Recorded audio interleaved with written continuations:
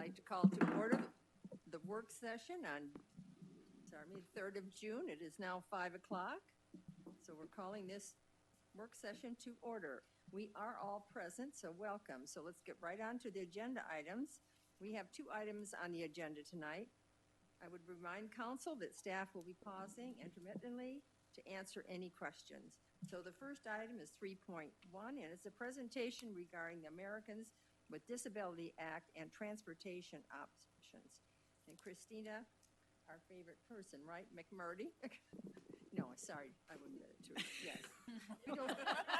Too late. We don't Too see late. her very often, so, have to look, it. make sure that's who it is. Better not screw up now. Services Supervisor will present. Christina? Actually, I am going to toss it over to your other favorite person, Rebecca Zook. Would you just pull that closer? We're getting a real Yeah, echo I'm up getting here. feedback. Okay, I am going to toss it over to Rebecca to introduce our guest, who, by the way, is getting over a cold, so he's going to appreciate everybody talking into the mic just like you asked them to. Good.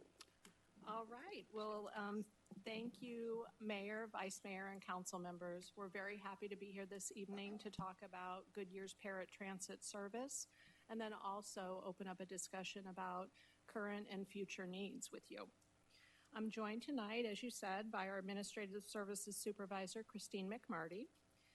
Christine has been coordinating Goodyear's transit services since 2003. Christine is the city's representative on numerous MAG committees, the Transit Committee, the Urbanized Area Working Group, Valley Metro Regional Technical Advisory Committee, and the Financial Working Group, as well as Valley Metro's Accessible Transit Services Committee. She also manages the operations at the Goodyear Park and Ride. In addition, we have a very special guest with us, Ron Brooks from Valley Metro. He is the manager of Accessible Transit Services since May of 2014. He's responsible for managing paratransit, ride choice, the Regional Paratransit Eligibility Certification Program, travel and training, and the Regional Reduced Fare ID Card Program. He has held various positions over the past 21 years to include the Bay Area Rapid Transit District in Oakland, California, and Palm Tran in Palm Beach, Florida. We're happy to have him guide us through this evening's presentation. First, I'll just give you the presentation objectives for tonight. We're going to go ahead and we have a lot of information to cover. We would like to present the paratransit requirements in general with the federal guidelines, as well as we want to talk about Goodyear's ADA paratransit service coverage. At that point, we're going to go ahead and pause for questions because that's a good stopping point, because we're talking about what does paratransit mean, and then also what are we doing today in Goodyear. And then we'll go ahead so what I'll call part 2 is we're going to talk about options for serving the portions of Goodyear beyond what we do today. After we provide that information, we'll open it up for questions, and we're interested in having a robust conversation about opportunities for Goodyear. With that, I'm going to go ahead and hand it over.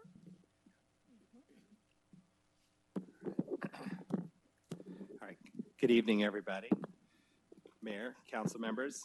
First off, I just want to, I'm not sure whether I should thank Rebecca or chide her. She took 6 months of my seniority away, which matters, for my ASRS vesting. I actually joined Valley Metro in October of 2013, but she also did me a service because my career is actually 25 years, and she only hit me for 21, so I'm actually pretty happy about that.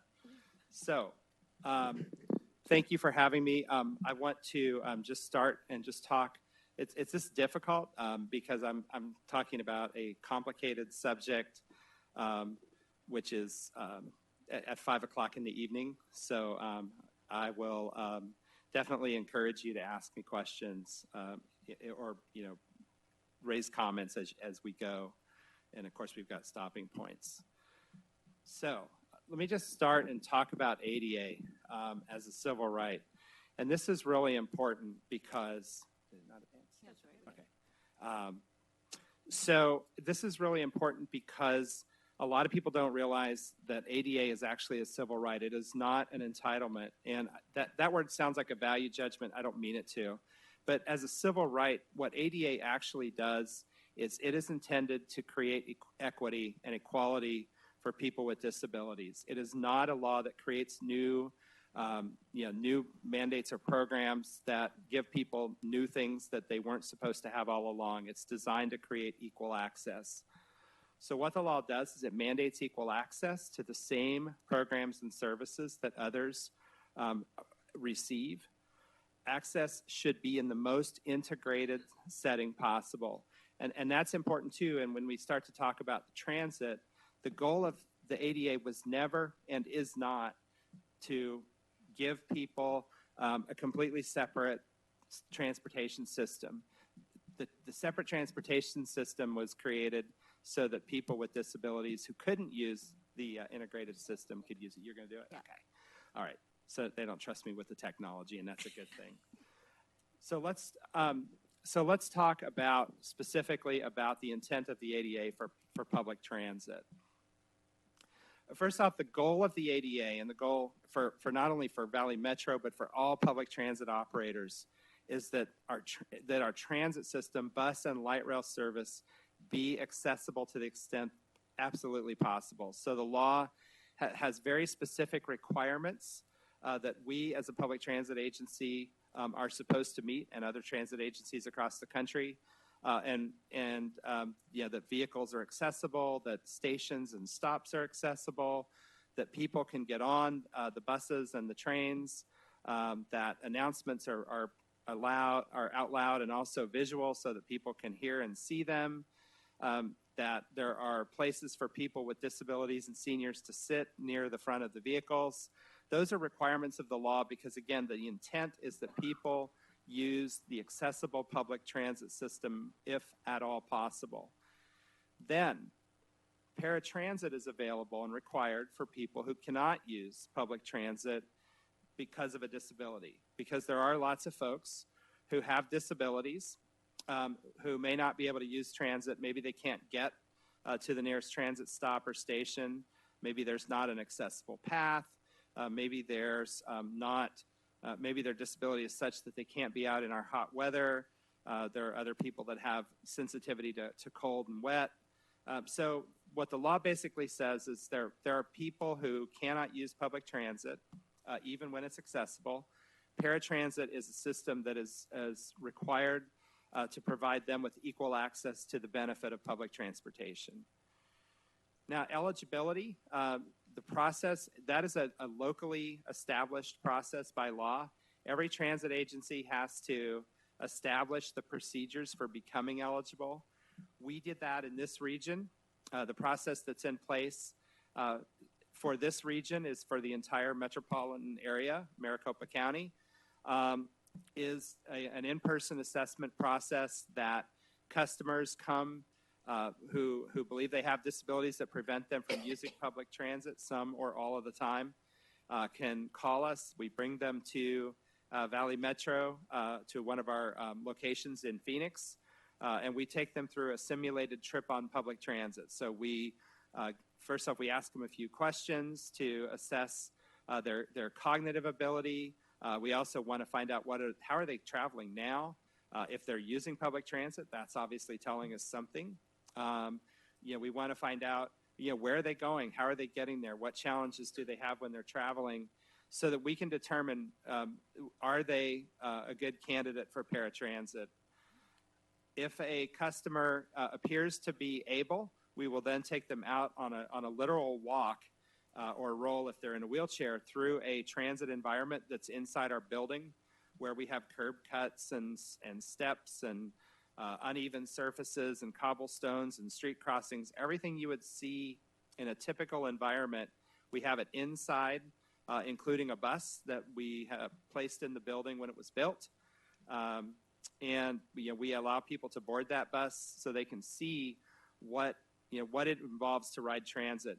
And we do it in a controlled environment so that we have control over safety. We're not affected by weather or heat. We can actually take a look, and if there's anything that's not safe, we can stop that assessment without creating any risk for the passenger. If they do a good job on the inside assessment, we do go outside and we take a quick what we call a transit walk down to the 44th Street Light Rail Station, which is near our office. That gives us a chance to see how they do in a real environment with sidewalks and pedestrians and traffic and noise and heat and everything that goes on, because that's all part of the transit experience. We use all that experience, all that knowledge that we gain through that assessment to help them understand what their limitations are and to help us understand what their eligibility should be. The law requires that process. We've had it in place for about 9 years at the Mobility Center, and that's a regional process. So just real quick, any questions so far? Let me check. Any questions? Sherry?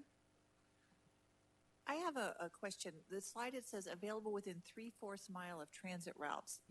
I went a little too fast. Oh, We're still here. So we're not there yet. Okay. Yeah, we're because- going to get She got there. ahead of me, sorry. I did. Okay, I was wondering that because we have areas that aren't. So I'll hold. We're that gonna question get then. there. Yeah, we're going to get there. That's the next slide. Molly?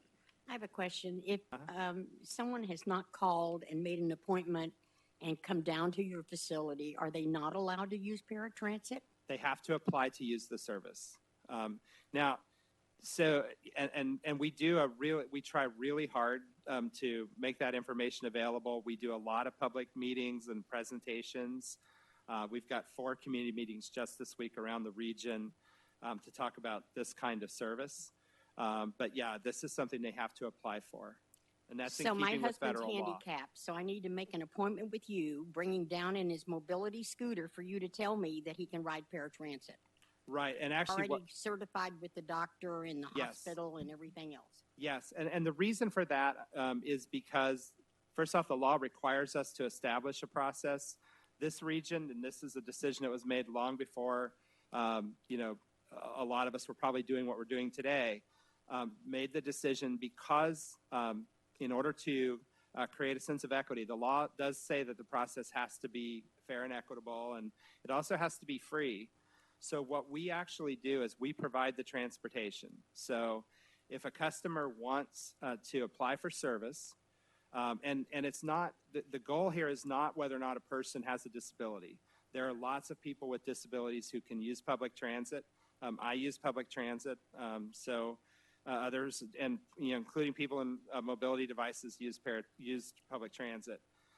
What the law requires us to do is to assess whether or not a person's disability prevents them from using public transit. That it's not as simple as having a disability. If a customer applies for the service, we bring them at our cost. So it's not something that they have to do separately. About 2/3 of our customers request transportation. About 1/3 get there on their own, either because they have a family member who wants to come with them, or maybe they live close by or whatever. But most of them do accept our transportation. Okay, I'm going to save my rest of the comments at the end because we will have a big job on our hands to tell all of Double Creek before they can ride paratransit. They got to go down there. Well, I think what he's saying though, Wally, and we will certainly put those questions out, but there are rules. Yeah, no, I know. And whether but we I'm live at saying Pebble we Creek didn't know it. or any place, we all have to follow. And I can actually see the rules, just as his short explanation of it. Mhm. There is not a privileged class here. So by the process they have, that means that everybody has on equal sides. And so I like that. Because I've seen that too many times through the places that we've lived when people need something. There are people that get to go to the first of the line that should be standing in line with the rest of us.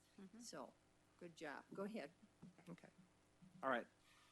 So just to talk, excuse me, about the ADA paratransit requirements. So these are the requirements. These are, again, established in law that we as a public transit agency are required to follow. First off, paratransit by law must be provided in areas that are within 3/4 of a mile of a transit route or in our case, light rail station. Now, to be clear, we can go beyond those requirements, but that's not considered ADA mandated paratransit. The law very specifically defines what is ADA paratransit. And the reason for that is because you're not allowed to deny, and I'll get down here on the slide, you can't deny it. So the law basically said this is what, historically there were agencies that would provide more, and then they would say, we can't afford it, and so they would try to limit it. And what the law basically said is, here's the deal. 3/4 of a mile either side of a fixed route public transit, fixed public route, or around a subway station or rail station, that's your obligation. You want to do more than that, that's great, but you have to do this. Service has to be available during times when transit is also operating. Service is available on a next day basis, so that is a little different. I mean, you can walk out and catch a bus anytime there's one running, but because paratransit has to be scheduled, the law does require that that we are able to provide a trip on at least a next day basis. Service is pre-scheduled and shared ride. So, and if you're familiar with the dial ride service that's been in place and what we operate, it is shared ride service. It's a van, typically, sometimes not, but often it's a van. They pick you up. There might be another person on board. There might be somebody that gets picked up and dropped off along the way. And that really is all about efficiency. But it's also about comparability, because if you board a bus or a train, that's also a shared ride. Because if it's not, then they cut the route. So that is, again, it's intended to be comparable. No trip purposes, denials, or priorities or limitations. Just like a bus, you can take it anywhere you want. Nobody asks you where you're going, why you're going, how long you plan to stay. So people can take trips to anywhere. We can't tell them that we don't agree with the trip purpose. We can't limit the number of trips that they take, and we can't deny if a trip is valid based on where it is and when it is, we have to provide it with no limits. Another slight difference, the fare for paratransit is no more than twice the fare for a comparable trip on public transit. That was the case again. Paratransit costs quite a bit more. That was a compromise written into the law, so it can be twice as much. So here in this region, a transit fare on the bus, $2. A dial ride or paratransit fare is $4. So I'll just go ahead and show you a couple of maps, and then I think we have a kind of a built-in stop. This first map here, this is the regional paratransit system. You can see the service area, all the jurisdictions. Then the paratransit is service area is overlaid. We've marked, obviously, we've marked Goodyear here on as well. So you can see it's a very large area. We go all the way from Mesa to Goodyear, and all the way from North Scottsdale down to pretty far south in Chandler. So it means a very, very large area that we're serving out all the way to Peoria and Sun City and almost to Surprise. So huge area. The next map here, this focuses in on Goodyear, and this really points to the reality here, which is that you have some ADA paratransit service area, but you have large parts of the community that fall outside the 3/4 mile boundary around the service area. So those areas currently do not have service at this time. Just to talk about how service is provided, this slide talks about what's going to happen on July 1. I'm sorry. I got it. Okay. This slide talks about what's going to happen on July 1st. Currently, the city of Phoenix provides service, Southwest Valley Dial Ride. It's provided by Phoenix through its Dial Ride contract. On July 1st, the service is transitioning to Valley Metro Paratransit, so it's by us and our provider. We are very pleased to be your provider, but it actually wasn't our idea. Phoenix came to us and asked us to do that because we were providing everybody's regional service already, and from their standpoint, it made sense and simplicity to have Valley Metro serve all of the trips outside of the city of Phoenix, and particularly trips, and this for your customers, it means one phone number instead of two. Right now, they have to make a decision about who to call. After July 1st, Valley Metro is the provider for all the trips. There are no service policy changes right now. Service is still available within 3/4 of a mile of a transit route. Call center hours, now those are changing, but they're actually changing to match Phoenix, which is also changing 6 a.m. to 7 p.m. to request trips. The phones are actually open during all service hours for customers who have service, but if they want to request a trip for tomorrow, they need to call by 7 p.m. tonight. Service is available Monday through Saturday from 5 a.m. to 10 p.m. That's actually, I think, a slight increase because it matches regional service hours. I think it's like a half an hour more. And then on Sundays, 6 a.m. to 8 p.m. So those are the hours that people can travel. Fare, $4 for a one-way trip. With one exception, there is a small area around the Zoom routes in Avondale, and I think that touches the edge of Goodyear. If you are in that area within a quarter mile on either side of that route, the Zoom fare kicks in because remember, it's twice the fare. The Zoom has a lower fare. It's a 50-cent fare, so those trips cost $1. We had exactly none of those trips last year just because it's a pretty small area. So I will stop here. This is a point where we wanted to just answer any questions about paratransit as it's operated here or about how the ADA requires us to operate it. Thank you. Sherry? I guess that's where my 3/4 of a mile is, because looking at those maps, most of our community is not covered at all. I mean, I'd say 95% of our community isn't covered by a really good program. So I guess rather than this program, we're going to have to look at a supplemental program to help our citizens in the other areas. You're jumping ahead. Yeah, we're going to talk about We're that. gonna I talk saw that. about No, I it. looked ahead earlier coming ahead. last night, but I was just wondering because it doesn't look like we can really participate in this program.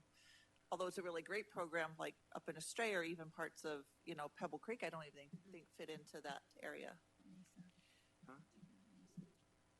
So let me, if I could jump in very quickly, and we are going to cover some options that we here in Goodyear can consider, but as it falls under the paratransit service, that is correct.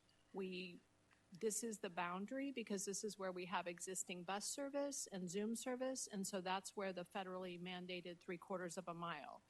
So beyond that, it's called something different, but we can still consider offering services. So it's basically our lack of public transit is why it doesn't, because we don't have the public transit, we can't build on the other programs. Correct. Wally? Okay, so you don't have to answer this right now if you're going to tell me you're going to answer it later. But do you have the perimeters of which right now you can tell me it comes down Camelback to Litchfield to this to that for Goodyear only? Are y'all prepared to do that? And also, how many calls have come to Goodyear in the last year? How many actual dial-a-ride or paratransit or whatever you're calling it has actually been initiated by our residents in the small zone area that you do service? Okay, thank you, Vice Mayor. Essentially, it's where the blue overlaps the pink. Yeah, I know, but it doesn't. But I can give you the specific details, not right now because it's really 3/4. It doesn't fall exactly on particular roadways. Okay. But what we can do is we can fill this in and give some street names and things like that. So we can give it to you, follow up on that if that's okay. Okay. And then your other question about number of calls, I think we can get that information. I'm not sure we have it, but the next slide, we're actually going to talk about what we're proposing Okay, just following this same paratransit, what we anticipate FY20. And essentially that's based off of what we saw in FY19 and prior years. So that could give you a flavor of how many people are utilizing it. Okay, thank you. Okay.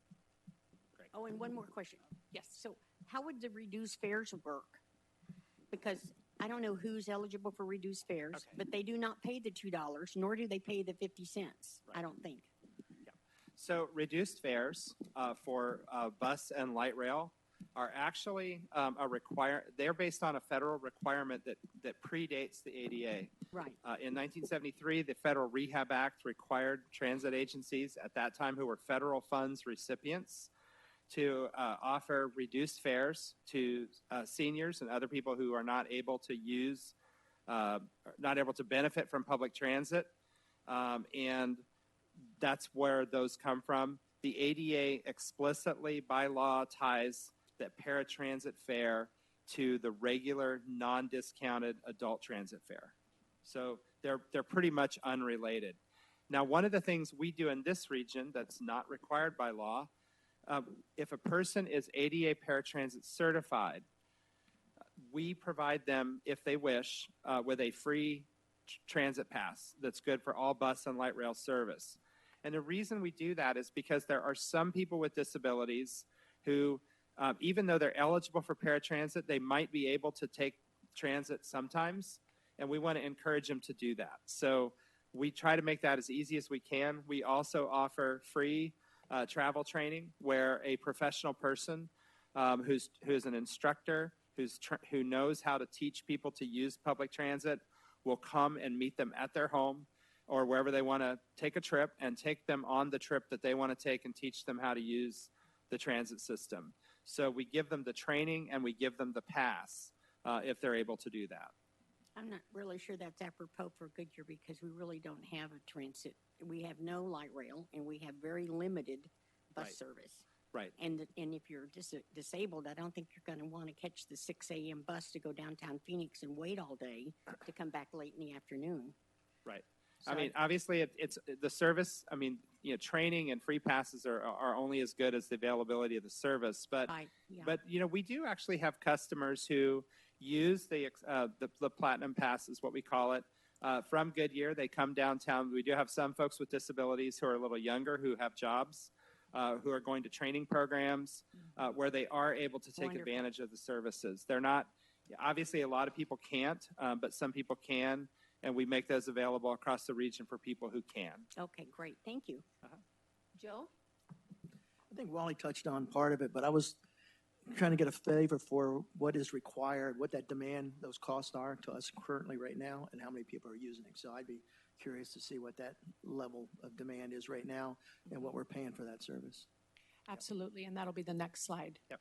Okay. So we can jump into that if you'd like. Okay. Yep. So these are projections for FY20. Oh, we have one more question. Oh, sorry. Brandon? So this might be a future slide. So who mandates the route? Is it Valley Metro that says it stops there in Goodyear? Or is that something we have to pay to extend it anywhere we want in the city?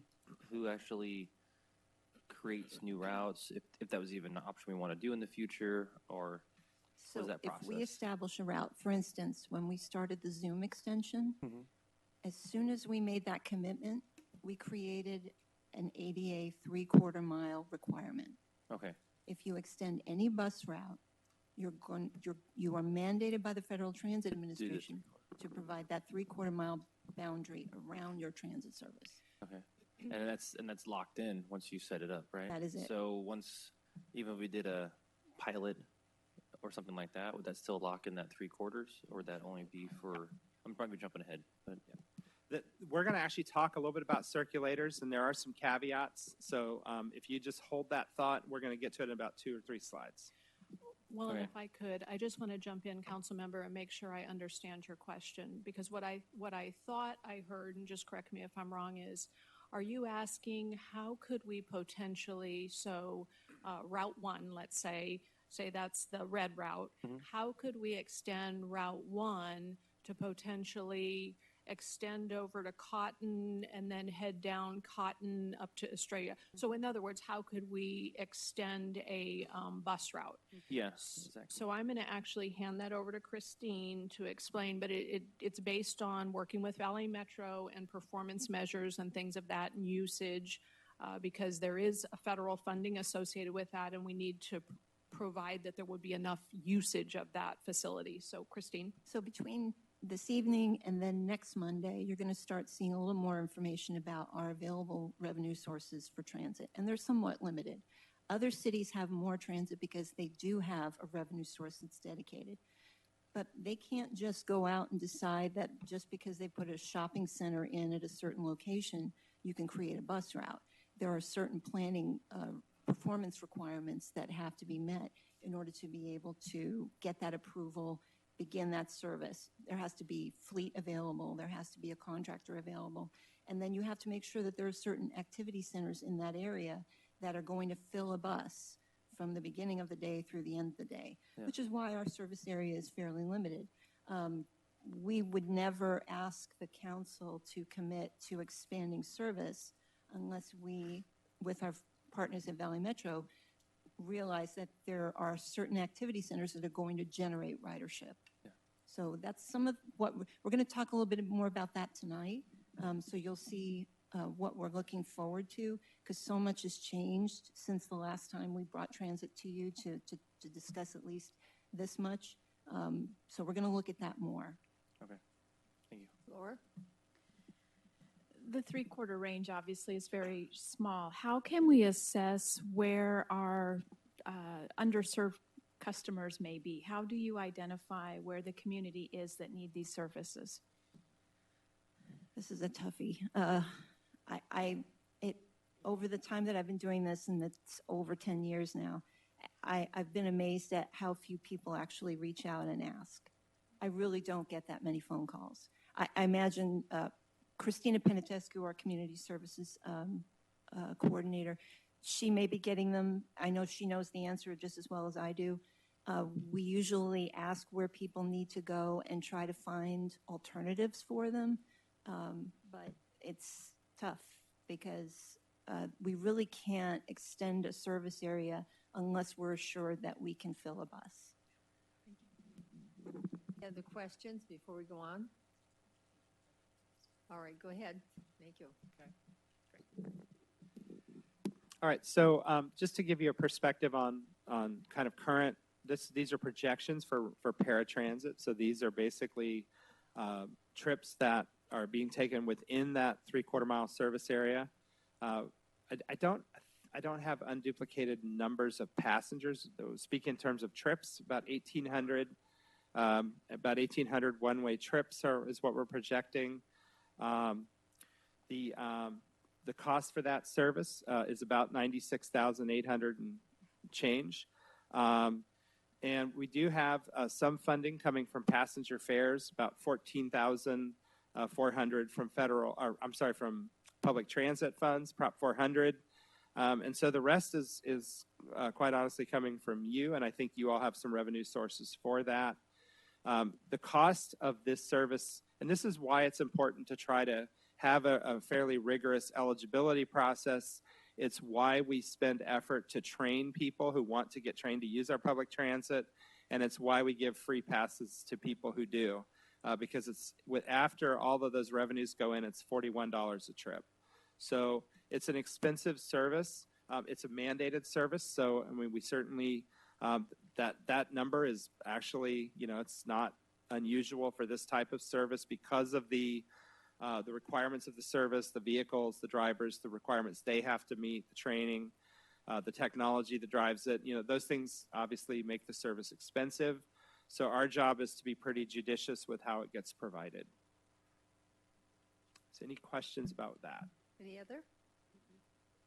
No, go ahead. Okay. All right. So this is where we start to talk about options for that area of Goodyear that does not currently have service. And there's really a couple of options that we'd like to talk to you about. One of them is our Valley Metro Ride Choice program, which we'll come to in a few minutes. And the other one is community circulator service, which is basically, we're going to define what that looks like and talk about that some. So talking about a circulator, and there's a lot. The thing about circulators to keep in mind is there are as many types of circulators as there are circulators. Even in this valley, we have 2 or 3 different circulators operated by different communities. Valley Metro operates those under contract along with our bus services, and they operate differently even from each other. But there are some basics, and so basically the purpose of a circulator is to connect neighborhoods. The idea is to connect maybe to a transit stop, to a high capacity transit like a park and ride, maybe to some activity centers, employment, education, medical. It's basically, the idea is to basically take a route in a small area, get people picked up at their homes, get them to the things within their local area that they need, or to the transit system, so that they can take advantage of the rest of the service. It is typically scheduled, but it can also be flexible service. So you can have a circulator, for example, that runs every half hour in a neighborhood or every hour in a neighborhood. But you can also make the circulator a little bit more flexible where it can divert to pick people up if they call and request. Typically, it's run with vans or minibuses, so that people can, so there's some flexibility. It is, and the thing with services like these, if you design it in such a way that it's not, it has an ADA obligation. And when we talk about the Zoom services, those are scheduled circulators. They run on a route. They don't deviate off of those routes. Those services require an ADA paratransit obligation because they basically operate like fixed route public transit bus service. If you operate a circulator that diverts, you can avoid some ADA obligation, but then you give up productivity because the vehicle's travel times get longer. So the type of circulator that you operate is very specific to the neighborhood that you're trying to serve and the ridership that you're trying to serve. So just looking at the existing circulators here, kind of some of them here in the region, just to look at the Zoom, I've got the south and the north here listed. You can see some of the statistics. The thing that I want to call to your attention about these services is there's a fairly tall hill to climb to get them started. And that's because you're buying equipment. There's there's the vehicles, because it usually takes a few to run the service. There's the driver, there's the technology. So there's startup costs for the service, and then there's ongoing operating cost. The Zoom South, of course, is the bigger route, so it has higher costs. But both of these are, pretty significant multi-million-dollar investments that over time, hopefully through ridership, they get the productivity that they need to do what they're supposed to do, which is to basically bring people into the region so that they can get connected to the rest of the transit system. On the next slide, I've got here POGO. This is a brand new Peoria on the go. This is a circulator. Again, it runs like a fixed route transit service. It's running on a loop, basically connecting activity centers in Peoria to the Lake Pleasant area. So it's a fairly long route. And again, this was a fairly costly service to get started. But again, I mean, this is an area that it would cost more to serve with a fixed route large bus. So it works better operationally and financially to serve it with a circulator. Yep. If I could jump in here real quick and just talk a little bit about the funding for both. So for the Zoom, it is 50%, is that correct? 50% federally funded. And so is that, Christine, can you explain a little bit about that? Because that was both with the startup and the operating side. So in the 2000 census, the federal government recognized that the Avondale-Goodyear area geographically had grown outside of the Phoenix-Mesa-Glendale area. There is that, you could almost look at the Loop 101 freeway as a dividing line because there was an enormous amount of growth and urbanization occurring to the east of us. But while we were growing a little bit slower, we were still growing by master plan communities. Mayor remembers, most of you remember that, this city grew by master plan communities at a time. And that rapid growth rate was recognized by the Census Bureau.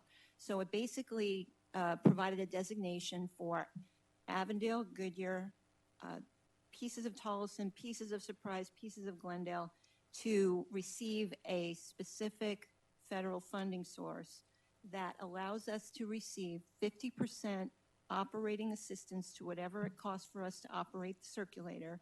And then we also get 80% federal assistance for capital expenses, buses, facilities, studies, planning studies. And the only caveat with this funding source is while it's great to have it, you only get it for 10 years. And when you put something out, when you put transit service out, it's very difficult to pull it back. So making a commitment beyond 10 years is a very challenging thing to do if you don't have the ability to come back in and provide an alternative funding source. So we have been very conservative over the last 10 years using those funds, making sure that whatever we did with Zoom was, according to a study we did in 2013, just a test. We're just checking to see if people would warm up to a circulator, would use a circulator to get around our communities. And to be perfectly honest with you, there were people in Avondale that really wanted to get to some of our shopping in Goodyear. So there was actually not so much a push, but Avondale was advocating for Goodyear to kind of jump in. So we've made that commitment. It will expire in 2022.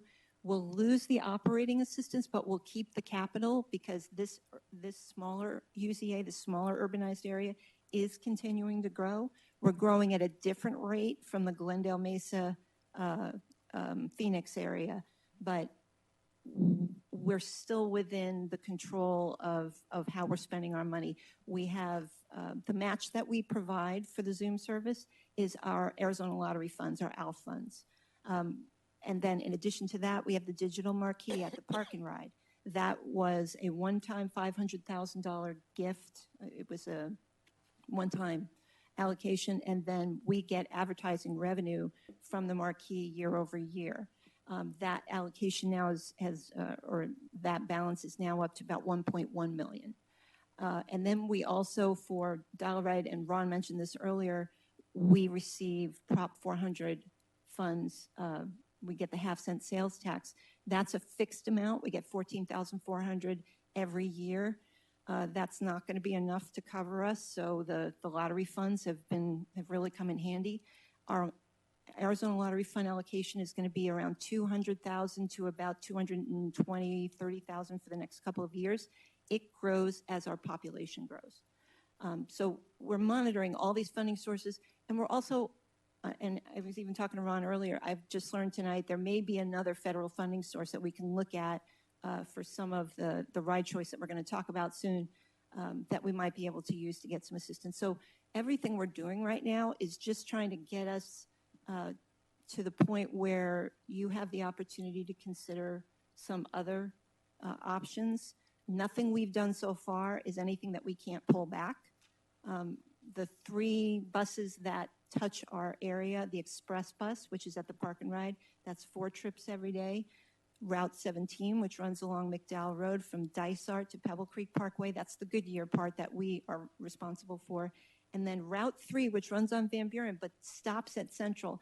It really doesn't cross over into our city, but there's a few miles there where the bus has to turn around that we're responsible for.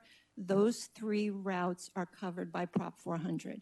There is no Goodyear local assistance necessary for those to continue to operate. As you know, Mayor, we're beginning those conversations now about what Prop 400 extension is going to look like. The timeliness of this conversation is perfect for that. I'm going to talk about that a little bit more toward the end of our presentation, but thank you, Rebecca. That kind of gives you an idea of why Zoom is different from POGO.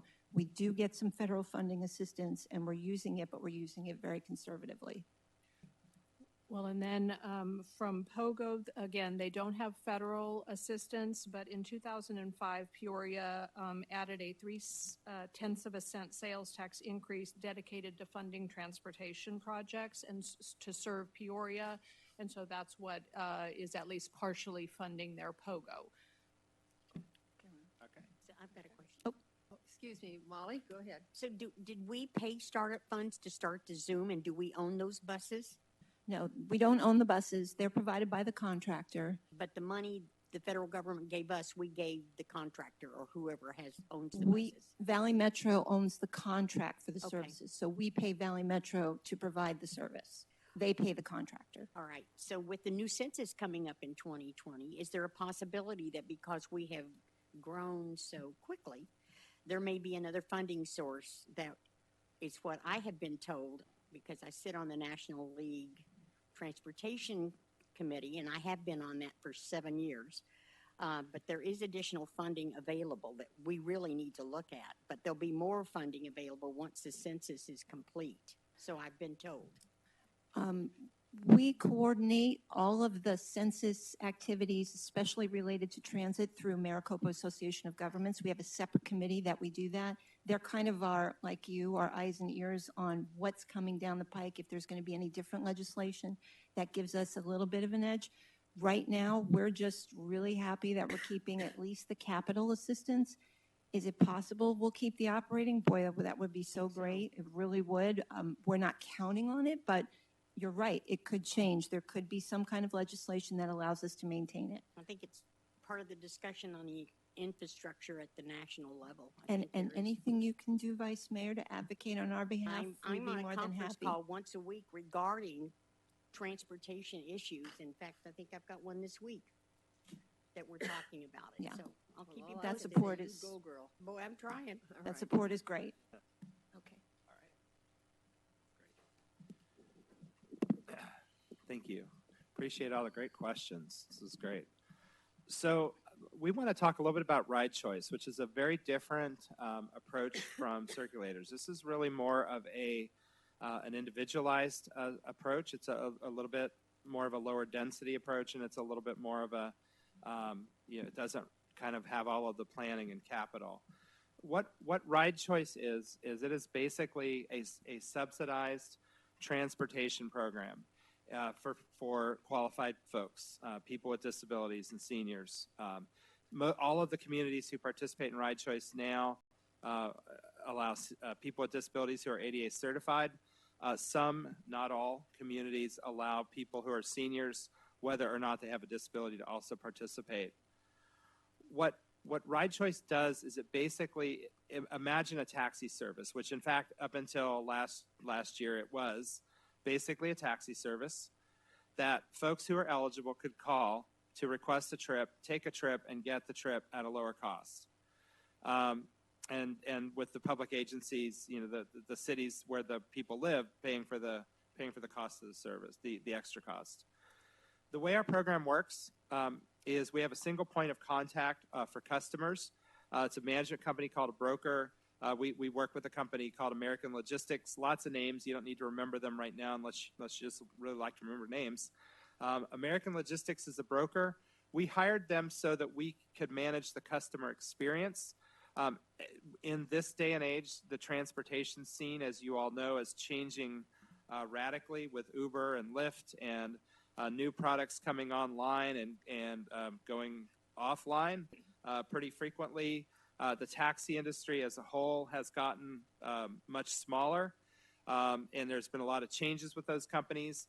So rather than kind of tossing our customers out there, we hired a broker who is responsible for establishing a customer service center where customers can call to request trips, to check on late trips or missing trips if the driver didn't show up when they thought.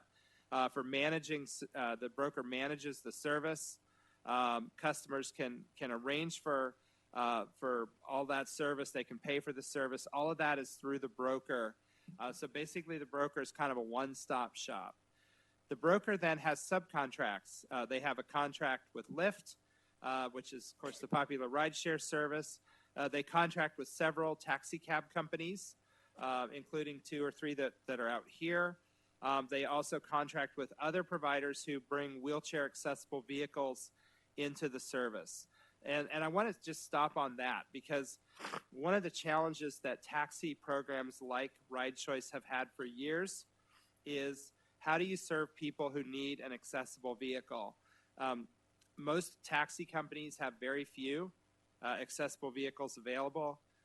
They cost more, and so the companies don't buy them and the drivers don't lease them.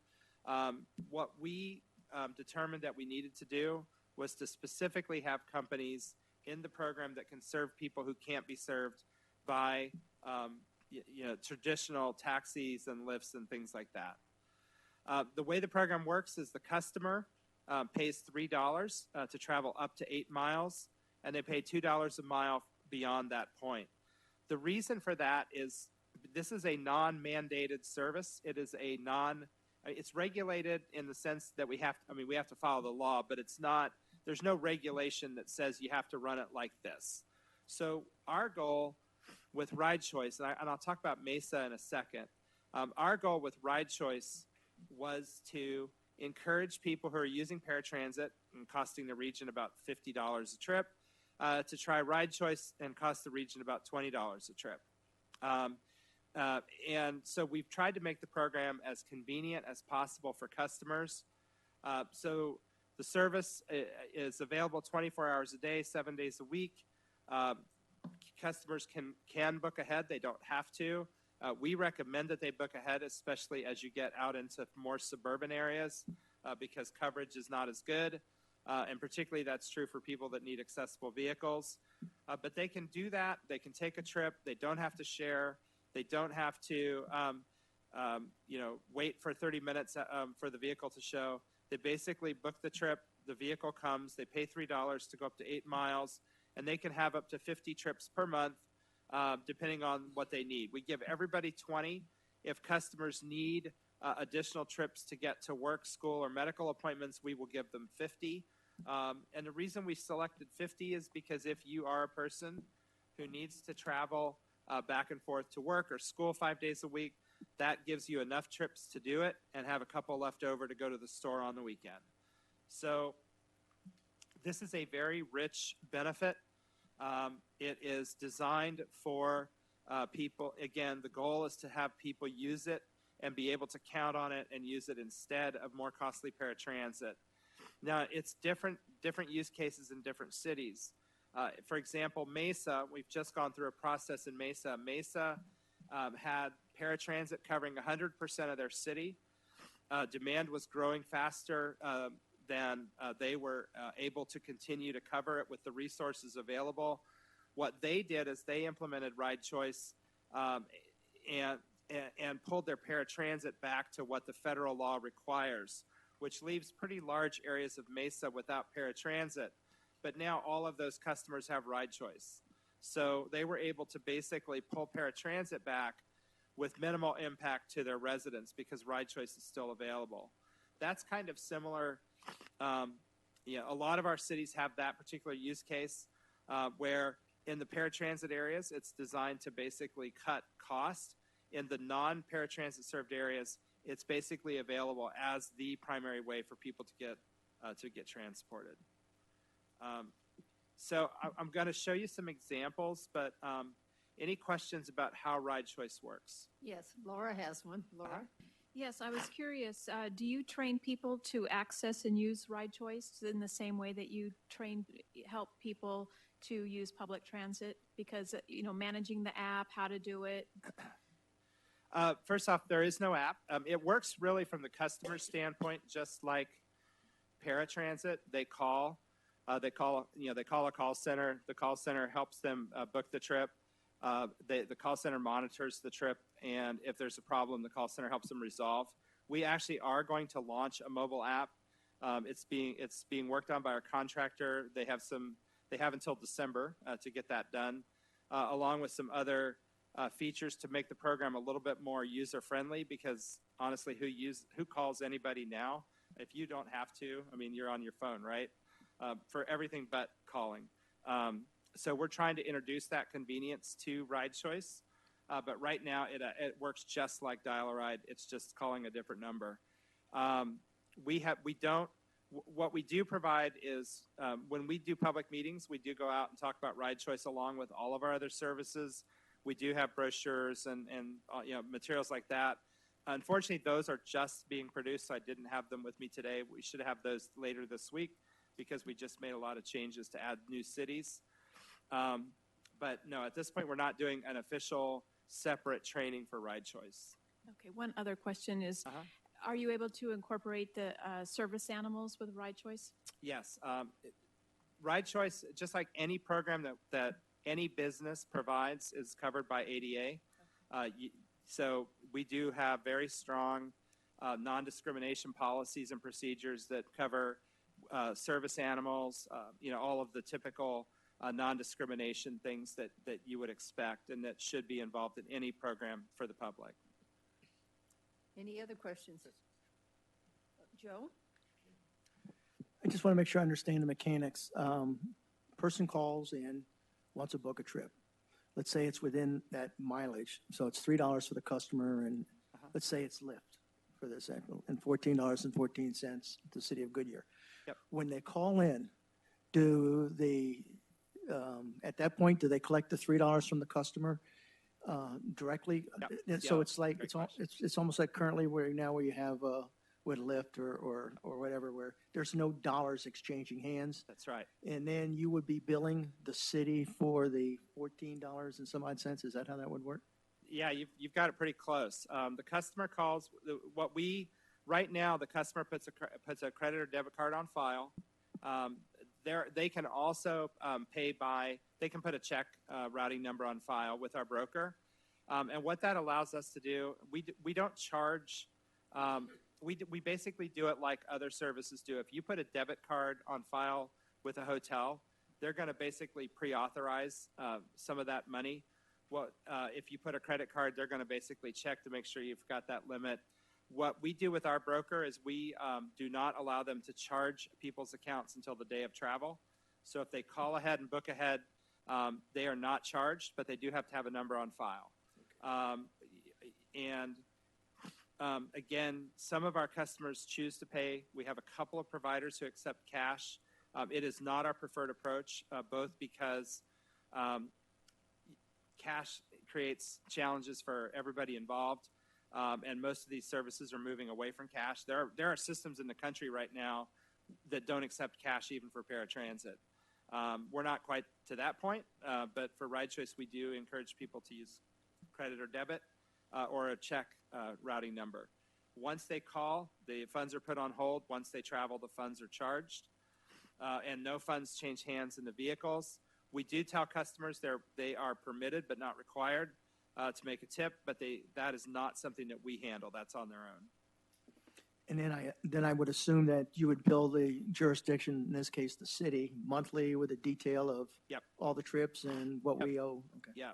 And by the way, that's another reason that we used a broker, because we really wanted Lyft to participate. Working directly with Lyft, data was going to be a problem. So by having a broker who books the trip first, they book it straight into the Lyft app. They have an API, and that's as much technical knowledge as I'm going to share tonight. But they have an API into the Lyft platform. They book the trip. It allows us to capture the data for that trip so that we're able to bill the cities. And this program does get some federal funding, so we do have some fairly steep data requirements. Thank you. Thank you. Sherry? Is there a reason Uber isn't included on this? Because I was just looking at my app and it does say they do have vehicles accessible. Is there a reason why they weren't included? I think I heard your question. Uber, why is Uber, yeah. included? Yeah, Uber is not included because Uber is not.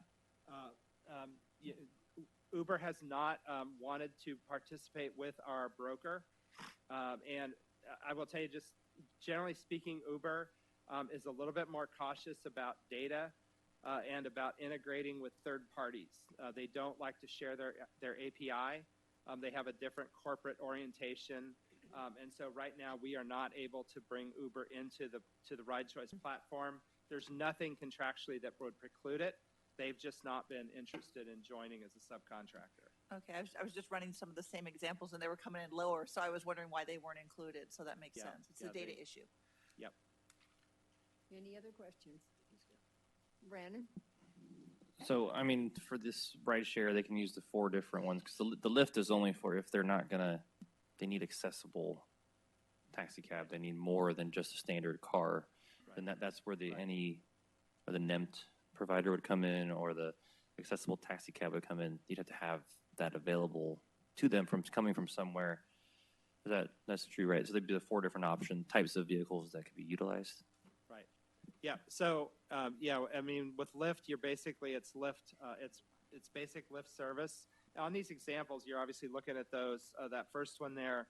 We wanted to give you some scenarios to show, because what happens, and the way to make this work is we've created a program that creates an equal benefit for the customer, because again, we can't discriminate. So the customer pays $3. We hold the risk, and you as the funders hold the risk for whatever the trip costs above what the customer pays. So in the case of this first example, a Lyft trip is only $14.14. for you all, but those rates range all the way up to $35. That would be for a person who's using, who needs to have a non-emergency wheelchair accessible vehicle. So that would be like not an ambulance. This is not ambulance service. It's not stretcher service, but basically like a typical Medicaid van provider company. Those guys are charging about $35 to $40 a trip. So that's what you're seeing on that example. Taxis, as you can see, they're kind of in the middle. Accessible taxis are a little bit more, but they're not as much as the non-emergency medical. And that's because with taxis, it is, to be honest, it's pretty hit or miss, especially on weekends and at night. And what I would tell you is, the only concern that we have as we think about coming to a community like Goodyear, we're very confident in Lyft. They have great coverage out here. We've talked with them. They have given us some analytics.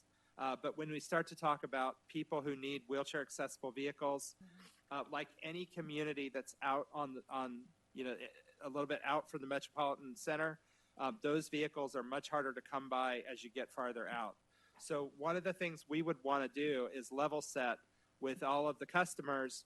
It's really a good idea to call ahead if you can.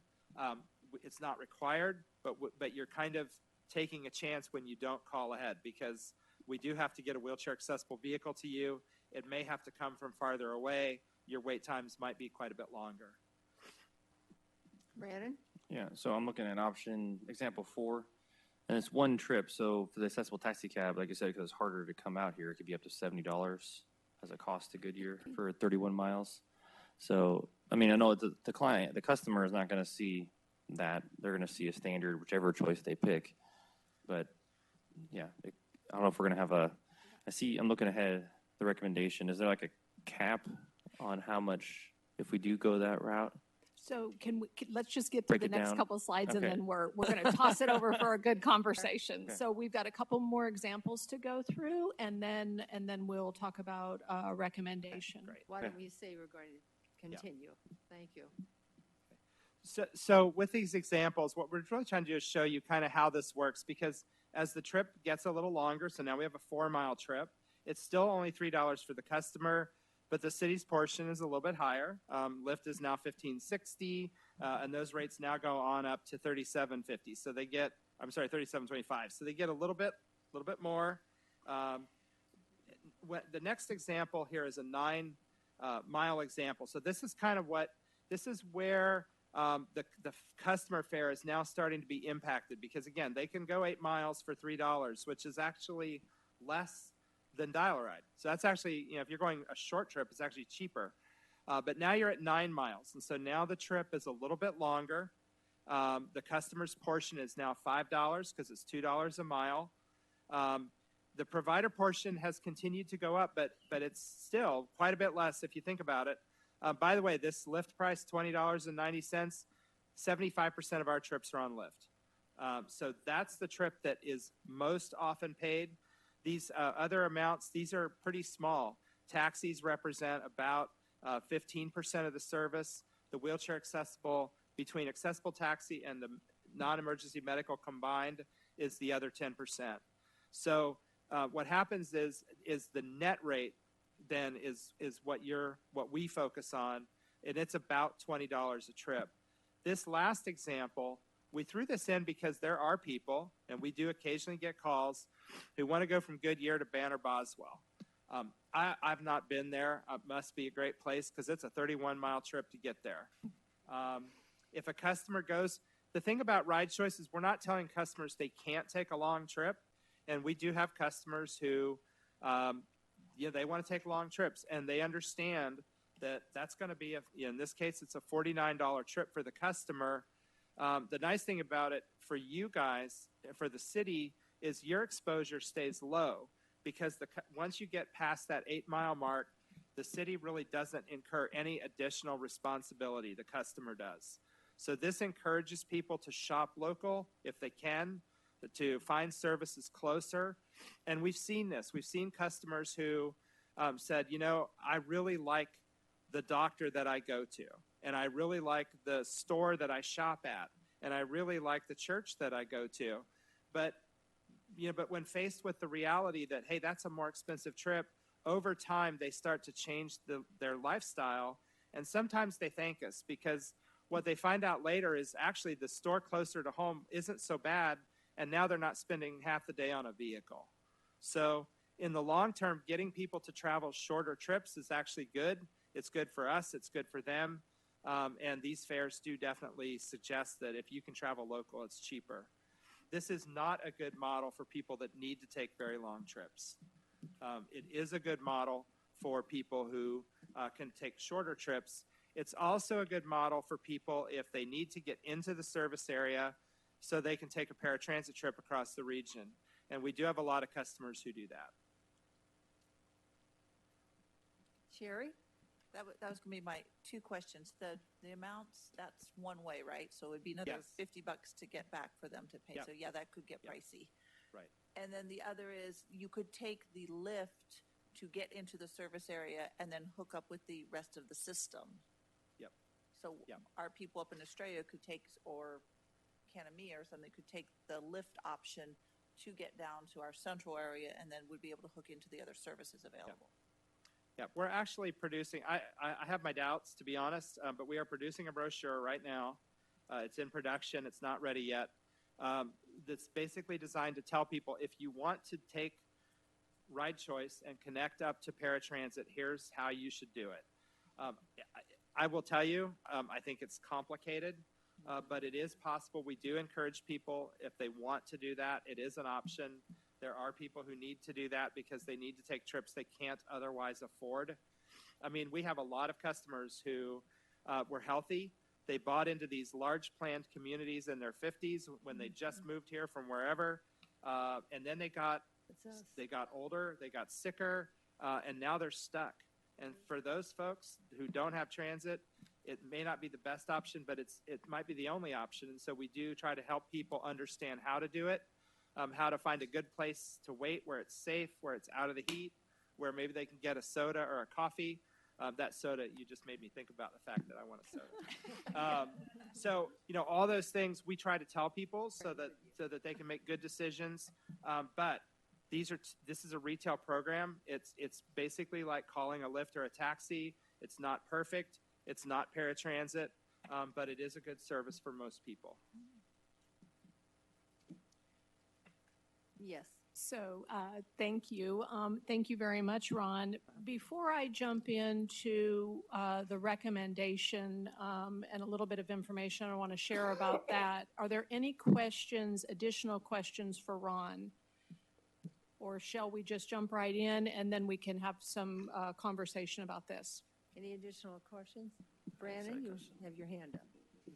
So once you set up a route, you said it's really hard to stop it if the ridership goes down. Is there a threshold where they see over a certain amount of time, people stop riding it for whatever reason, or people move away, or Okay. something happens? Is there a threshold for that? So what you're talking about is a bus route, right? Yeah. Okay.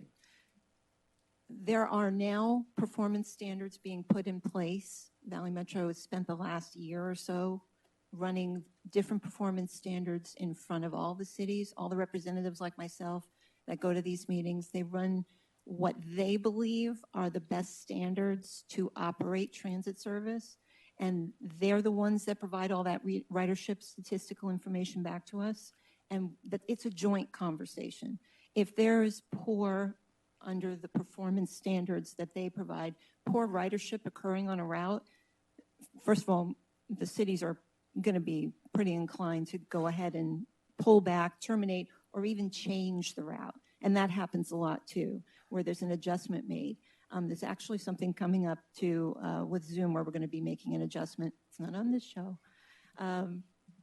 Where once you see that whether the route is performing up to what is expected for the standard, you can continue. But if for something changes in that area, some service shuts down, or anything can happen that can change the ridership, then adjustments are made.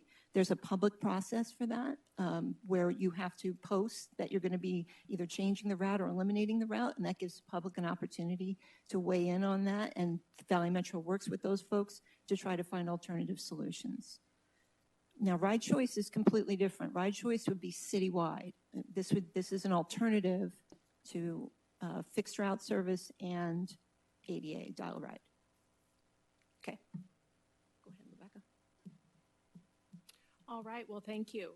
So I would like to, again, first of all, thank Ron for coming out and walking us through this complex conversation. I've certainly learned a lot myself as I've gone through this, and I hope you did as well this evening. So based on this information that we've presented this evening, the idea of a circulator at this point in time for the city of Goodyear is not one that we, based on what we've learned and the experience and looking at the other municipalities, Zoom is doing great for us today, the piece of it that extends into Goodyear from the Avondale area. It does have good ridership, and we're happy with that. We are, however, interested in having a transit study done with the city of Avondale to look at future opportunities. We are looking at proposing to have that kicked off in January of 2020. And it would be, the study itself would have some federal funding. And then we would also, the city's participation would be $25,000 that would come out of, I believe it's the Marquee or the lottery funds. Okay, so there's a couple of the places related to transit where that money, our participation in that study would come from. That way we could really get a feel for where are the needs. Now, also associated with that, we are recommending that we do a pilot program for a 2-year ride choice. And the reason we're looking at this now is because our sister cities of Avondale and Tolleson are actually kicking off their ride choice this July. So, and then to the north of us, we have Surprise, which also participates in ride choice. And so we've been working with those cities to look at what are their costs, what are they anticipating, because we do not know what interest we will have. And I can't remember who asked that question. What is the interest beyond what we know today? We're not sure what that is. So the reason we're recommending a cap of $200,000 is just because we think that's a good number. We think that is very realistic. We think we can make it through the year with that based on what we know today. Also based on the amount of funding that Avondale's putting towards theirs.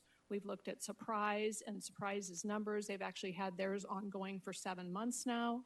So we came up with a number that we believe will be adequate for the city of Goodyear. But again, we do not know who will utilize this. We're hopeful that it will be taken advantage of by a lot of our citizens. But again, without knowing, we don't want to not put a cap and then not really understand what that is. We can, but again, Christine, did you want to add anything? I was going to let Ron talk about that because when Ron and I talked about a pilot program, it's a little unusual in transit to do that because you never want to put something out there that you can't pull back. But Ron came up with some pretty good, there's going to be a lot of assessment going on during this pilot. You want to talk about that a little bit? I'm trying to remember all the wise things I must have said. they're eluding me right now, but the number of people. Yeah, what we're thinking about is 50 people. We know from the across the region some basics from other cities and other customers' behavior. We know that typically, if we sign up 50 people for a ride choice, approximately 20 of them are going to use the service during any given month. They're going to take about an average of 8 to 10 trips per month, and they're going to, use those services for primarily medical and work and a little bit of social stuff. So those are the things we know, but they vary by community to some degree. The more transit and paratransit coverage there is, the little bit lower those numbers go. and the less transit coverage there is a little bit higher. So Surprise has a little bit higher utilization. A city like, say, Tempe, they actually use a lot, but they also have a younger population, healthier population. Just we have some students, we have some. It's a little bit more of a different mix. So my expectation in Goodyear is that we will see the service start slowly. Because it's brand new, it's not here yet. It's also not in Avondale or Tolleson yet. What we would look to do is start with the expectation that we know we can support 50 people in the program with the funding that Rebecca mentioned. What we don't know from there is, can we add or not add? And this is a good reason to do a pilot. Because what we don't want to do is start bringing people into the program, because once they're in, they can take somewhere between 20 and 50 trips a month, and they might or might not, and we don't know what that looks like yet. The other thing we don't know here is what percentage of those trips are going to be taken by people who need an accessible vehicle. And that is the two biggest things that determine the cost of this service are the number of people who take trips, the number of trips that get taken, and the percentage of those trips that get taken on wheelchair accessible vehicles. So we really want to start kind of conservatively with no more than 50, and I think it'll actually take us a couple of months to get to that number, and that's even with outreach. And then as we start to see what the use looks like, we can bring more people in, or we can hold it at 50 and make a decision. The nice thing about a pilot too is we can see where are people traveling, what kind of trips are they taking, what experience are they having, what does the wheelchair service look like? Because as I said, this is a fairly distant from where most of the wheelchair vehicle providers have their bases. So I want to make sure before we really make this like ongoing service that we are confident that we can deliver it in a way that doesn't embarrass us or put your customers and your residents in a situation where they're not getting the kind of service that they deserve. And just a reminder, passengers would have to be ADA certified. Yep, right. So we don't know today how many residents in Goodyear are ADA certified. That's also a little bit of a limitation, but as Ron described earlier, you call, you make an appointment, they pick you up, they take you down there, and they run through the assessment with you. And that's how you get to that first step to be able to use Ride Choice. Did you have a question, Brandon? So I just want to clarify. So for the Ride Choice, which is your recommendation, the only way you can ride on that is if you're ADA certified. Correct. It's not for seniors or anybody else who might. I brought up a similar question.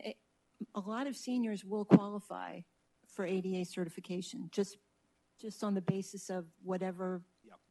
That's been Ron's experience. That was one of my questions as well. Let me just add one other thing. One of the things in our eligibility contractor's contract is that we will do a limited number of remote certification kind of outreach meetings. And this is new. We've not done this in this region, but what we want to try to get to is to essentially bring our mobility contractor on a road show to some of the communities that are further out. This is not a great way to serve lots and lots of people, but there are folks who are very frail, who are very elderly, who probably the longest trip they would ever take from home is around the corner to, maybe just go shopping or get a hairdo or whatever. And those people are not, we do hear from customers that they're not comfortable making a trip that takes an hour to get to Phoenix and an hour to get back and spending 2 hours there. So we're going to encourage people to come to us, but we recognize that for some, we will have remote opportunities in the West Valley for them to come to us at a much closer place. So that is something we're working on, and I can certainly see the value if we do put a pilot here of maybe trying to figure out how to get our assessment contractor out here for at least a day, maybe if you've got a senior center that is appropriate for them to be hosted, that might be something we could work out. It's not something we can do often because it's a pretty big staff commitment, but it is something that we expected to do about quarterly anyway. Thank you. One more question. Just, one more question. So with the funding source, as you're saying the marquee, there's 1.1 roughly million there. We want to take 200 a year from there. How much that goes into that every year, roughly from our? Is it from ad revenue and things like that? That's a I know great it's- question. I'm not really sure what the monthly revenue is, and I'm going to bring that back for you. As a matter of fact, I can put that in the city manager's weekly. I just started working on that today. I know that it's going to, the amount that the Clear Channel pays, actually, according to the contract, it's going to go up about 3% in October. But it's like a monthly advertising revenue. I'm sorry, I don't have the exact amount, but I can provide that for you. And that can only be used for this type of use or highway use? The digital marquee at the Park and Ride is on FTA land. So we are restricted. We can only use the funding for that digital marquee for transit services. For And- transit. And that's why it's been sitting there. There's no deadline on it. There's no reason we have to spend it right away. So we've been letting it accrue because we knew we were going to grow. We knew we were going to have needs beyond when we originally had them. And, Just in? oh, thank you. The digital marquee, the monthly revenue is $8,375 per month. 8,000? $8,375 per month, and that will go up in October about 3% Oh. per month. So we've just been letting that grow. And then the ALF money, that balance is going to change because I'm bringing the IGA for transit service for fiscal year 20 to you next Monday. But we're looking at, after we cover the expenses for fiscal year 20, you're looking at about $400,000 left over. That we do have a commitment. We have to use funds within a 2-year cycle. We had a surplus that had built up. So I've been working really hard and doing a great job spending that money, trying to fix up the Park and Ride. We've added service Sundays and holidays on the Zoom. Now we're at a point where we're kind of holding steady. And if Dial-A-Ride can just not get any more expensive, hopefully we can peel some Dial-A-Ride customers off Dial-A-Ride onto Ride Choice and reduce that expense as well. So there's a benefit there as well. Okay. Yeah, thank you. I want to thank you for a really good presentation. When I was starting to look at this, I was like really excited, and then I was like, oh, it doesn't fit us. And then I continued through the presentation. I was like, well, I think I know where they're going with this. Because this comes back down to what our citizens, we always tell them, density, density, density. That's why we don't have the transportation route. So I think this is a great idea. My only other question, not really question, but comment would be for the transit study with Avondale. When we look at that, can we look at what it would cost to add our rec center and our city square project in? I'm so glad you asked that question. Thank you. Is that okay? Is I'm that so another excited slide about. next tomorrow? Okay, I was really worried about adding the study because I've heard it said that sometimes studies sit on shelves and collect dust, and this did not happen with our last study. Our last study, we implemented everything in our phase 1 recommendations. We're now at this phase 2 part where we've tried Zoom, we've expanded the service a little bit, we've tested everything out. This is such an important time for us to engage in a study, and doing it with Avondale is real important too because they're kind of in the same boat. We've partnered for years with Avondale because our borders are right on top of each other. We have so many things happening on Estrella Parkway in the next 2 years, as you all know, and they're so exciting, and people are going to want to go there. We have never studied Estrella Mountain Ranch for transit because we've had this community so far away and nothing in between the central city, and you pay for those miles where you're not picking up fares.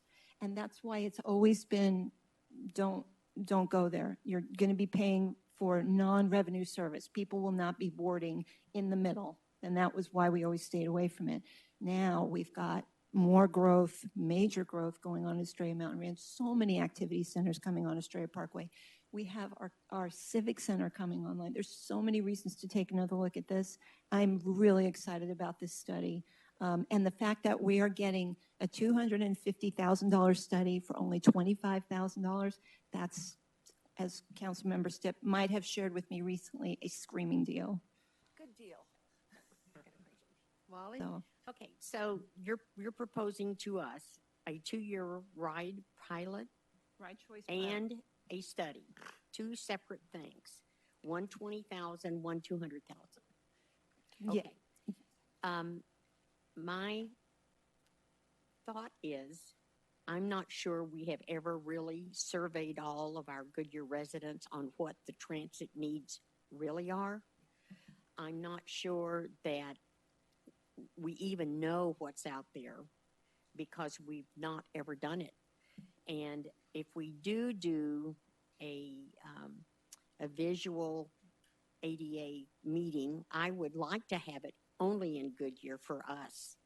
The only senior center we have, sir, is in Avondale, and it's tiny, and very few of our residents actually go there.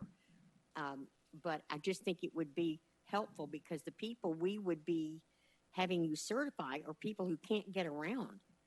So they're going to have to worry about how they can get to wherever we're going to have the meeting, whether we have it up in Estrella or down here, to get them actually there. We may have to have two, one in the morning, one in the afternoon, just to get, Thank you, Vice Mayor. population. Yeah, excellent comments. Yeah. We would have a very robust public participation element in that study. Good. It's really important at this point. The only challenge you always have with a public participation process is, and we've experienced this with the budget, we put the information out there, we notify, and then we only have some. I think this is going to be different, Christine, because we've got people coming to council meetings saying, my mother's up in Estrella, she has macular degeneration, she cannot, oh, you're here, God love you. Okay, so we got to try to answer that. And I do understand that, but I also drive Meals on Wheels twice a month in this city, and I am amazed at where I'm going and the communities on which I'm serving a meal to that actually do need this rides desperately. People that have dialysis problems, people that have doctors. I mean, they're not just going shopping. Truthfully, they are not, because they can call Walmart, they can call Safeway, they can call Fry's, give them the order, and they'll deliver to them to their home. But they need to do specific necessity appointments, and they have no way to get there because if their children live close by, they can't get off work to take mom to the doctor 3 days a week or to get an x-ray or whatever. So, I mean, if we're really going to do it, let's really look at that population because that's who we really, really need to serve. I couldn't agree more, Vice Mayor. Absolutely. Thank you very much. Joe? I like the strategy. I remember a while back where there was a state program where they tried to put some credits in, but they didn't put a cap, and next thing you know, they almost went bankrupt. So I like the strategy because you really don't know what's out there. So I appreciate the 2-year with the 200,000 cap. And if for some reason it happens to be greater, it can always come back to the council to address that issue and actually doing the study. So I think the strategy is sound and a smart one to go about. So I'm with you on it. Thank you, Councilmember Pizzillo. Just so you know, too, there's sort of a back strategy on top of the strategy. Prop 400 extension planning is starting in September of 2020. We're talking about a 2-year pilot. That's going to bridge us to the point where we will know a lot more about what Prop 400 extension looks like. And as Ron mentioned, so many cities are moving to ride choice now. We're all going to be looking at that tax base as a funding source for all of our transit services. And that study is going to help us determine where we should put our bucks. So we've really finagled this timeline to the point where you're going to have so many available options to consider, and we can continue to make the smart decisions that you all have made over the last 10 years. Any other questions? Ron, you did a great job. Thank you. Thank you. Christina and Rebecca, we really appreciate it. We knew this was coming, I think, from the time 2005, that this was going to come to the surface, and we've just sort of been holding off, and depending on definitely the other cities. And it's a time that we shake hands and get involved in this and make it work. And I want to thank Mr. Strasser here Yes. making the trip down. His mother-in-law could not be with us tonight, but he's going to be going to see her soon. And I promised him I'd give him robust notes because I'm sure he's going to get the third degree about what he found out. And it sounds like we might be able to bring her some good news. So, And we look forward to the next step. So I guess that's going to be really soon. So thank you again. Thank you. I need a break. So even though we planned this as a no break meeting, we are going to take 10 minutes, all right?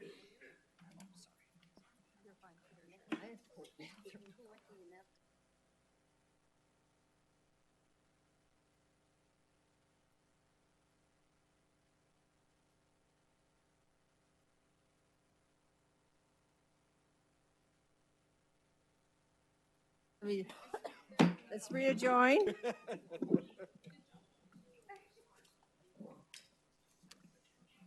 All right, we're down to 3.2, is to discuss the personal preparedness and what to expect. I said personnel preparedness and what to expect should the Emergency Operations Center be activated.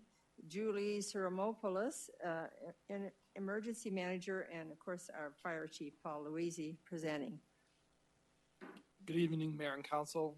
Julie and I tonight, as you stated, will be going through with you our Emergency Operations Center and then some helpful tips for Council to be able to what to expect from us during an emergency. We also have our police chief here, certainly need him for any questions. I would like to, before we start, just to acknowledge the tragic events which occurred in Virginia Beach on Friday, and just our prayers and thoughts to that community as they begin that healing process. Thank you. So Julie's going to be doing a majority of this presentation tonight, but I'll be jumping in to kind of help out on a couple of the slides. Good evening, Mayor and Council. Thank you. Okay, that's a little better. Tonight, we're going to cover just a few objectives, including what is emergency management. That seems to have a point of confusion for a lot of people. Discuss various scales of events and different types of emergencies. Briefly scope the regulatory environment in which we need to operate if there is an emergency. Discuss what the council can do to prepare and some recommendations, general do's and don'ts that would assist the council.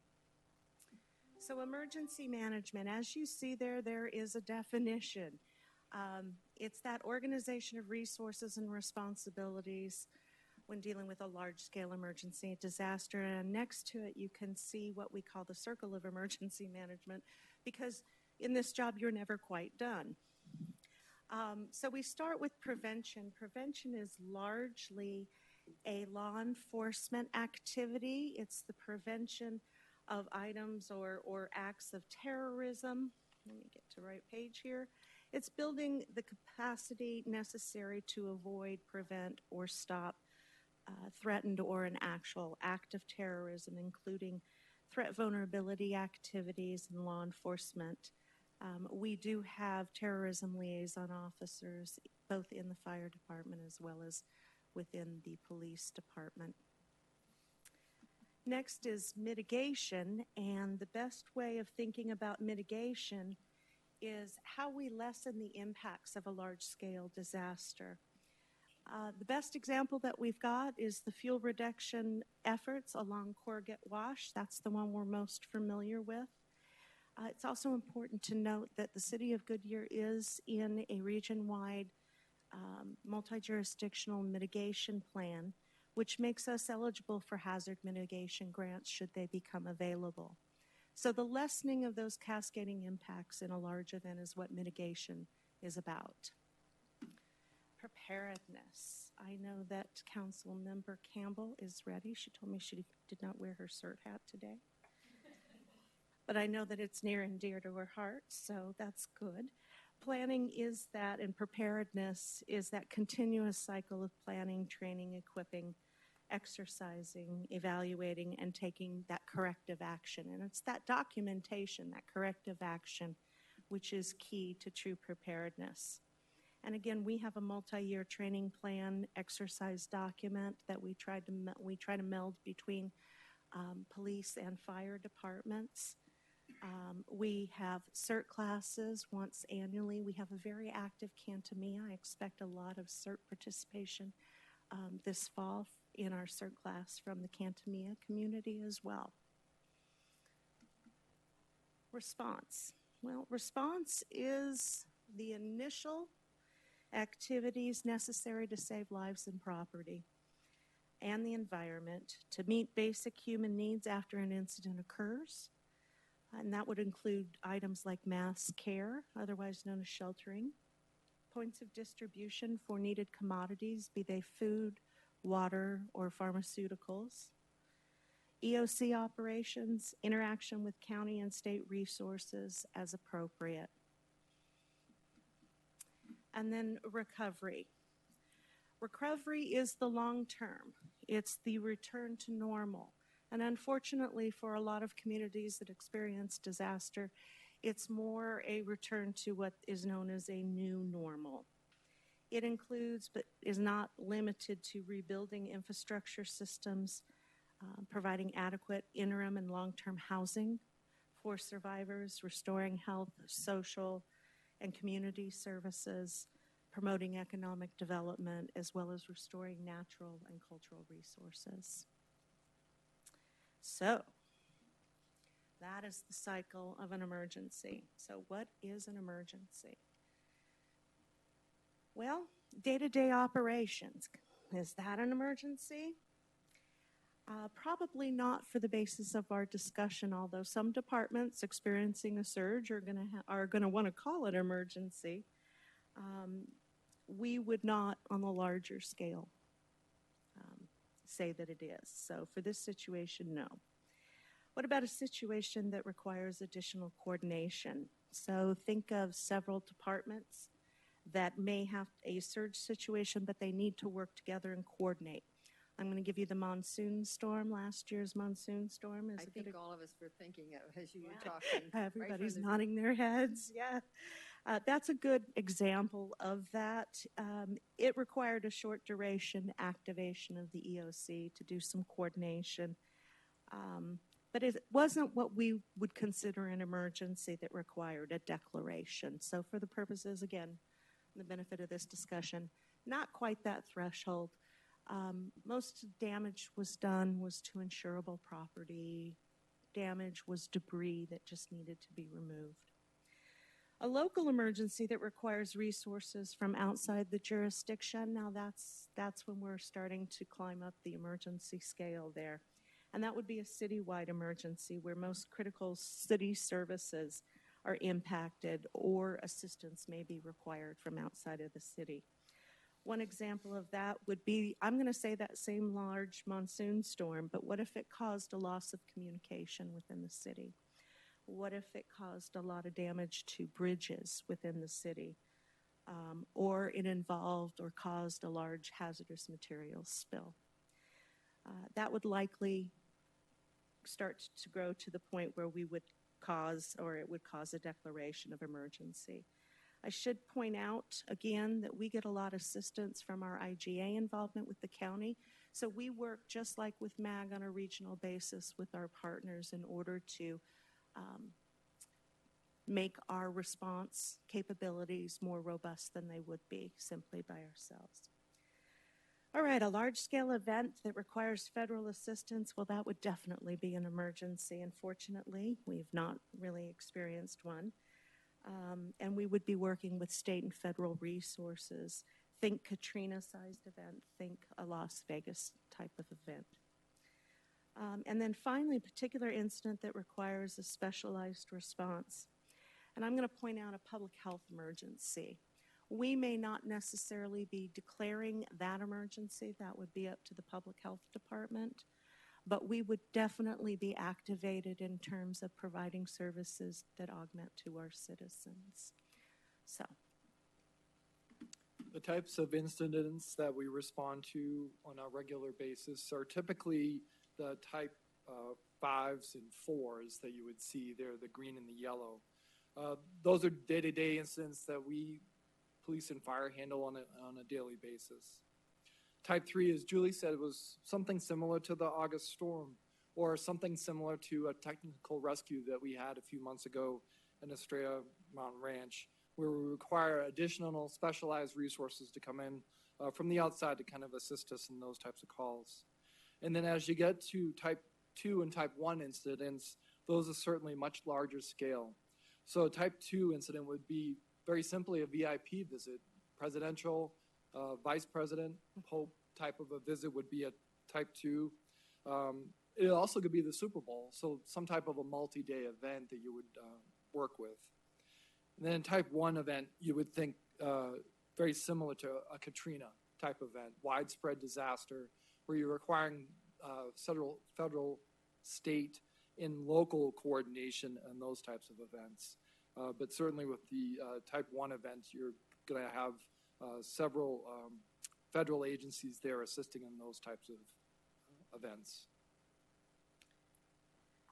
So in a type 3 activation, a formal organization is formed within the Emergency Operations Center.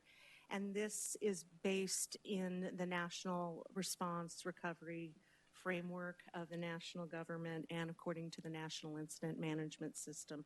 And what you see there is a basic organizational chart, which includes the EOC director. It's probably important to point out that this could be what we call a unified command. In a situation like a storm, it could be police working with fire. I call them my chief squared at that point. So you would have both sides. If it were a say water issue within the city, it's possible that Javier, our director of Public Works, may be involved in that. So it really depends. That EOC director is appointed by the city manager, and it really will depend upon what type of event is going on. And a lot of times, just to jump in, Julie, real quick, a lot of times, if that happens where we place another director into that role, the police chief and I would then be a direct support to that person. So not that we would be far away from their side, but we'd serve as a liaison to that person, communicating back to City Hall or outside of the organization. We didn't mean to surprise everybody behind you. I'm sorry. Please note of just vast importance is the public information officer within the command staff there. And the joint information system, especially if we're dealing with multiple agencies within the city in an emergency, or with agencies from other jurisdictions, be they vertical on the hierarchy or neighboring jurisdictions, that joint information system, that public information officer is critical to making sure we have timely, accurate information that is vetted by that EOC director and that is deconflicted. We've never seen conflicted information go out in an emergency. I'm sure we haven't, but it happens. So the importance of that command system is can't be understated. And then the policy group is where the city mayor, council, city manager, and legal officer really come into play. When certain impediments of local service delivery may be realized because of an incident, the policy group assists by selecting from what options may take or what options may present themselves. So in this sense, they provide overall guidance to the response.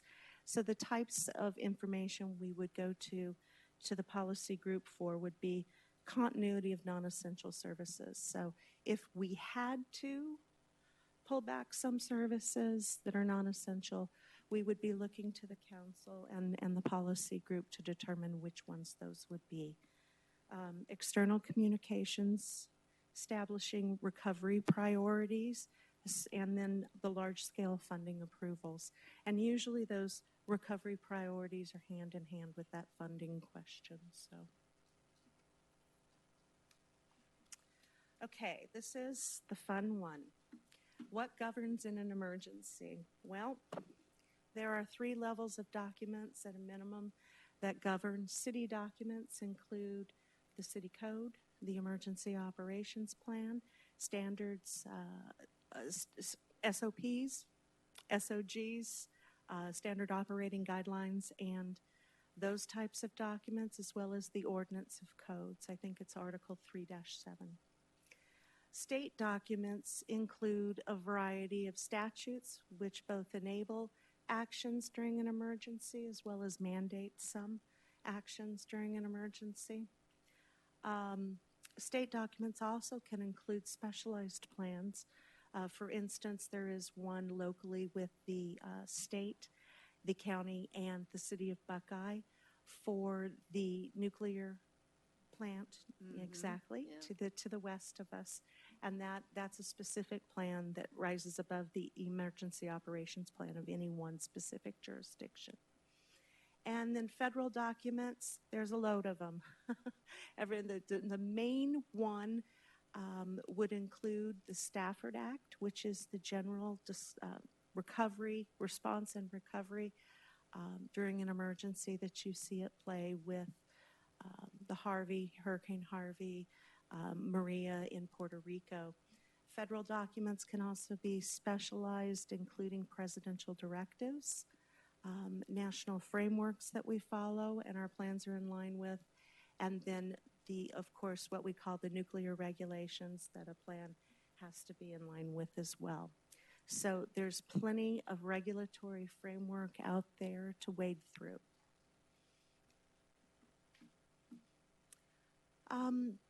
How can the council be prepared? I should probably ask Council Member Campbell for this one.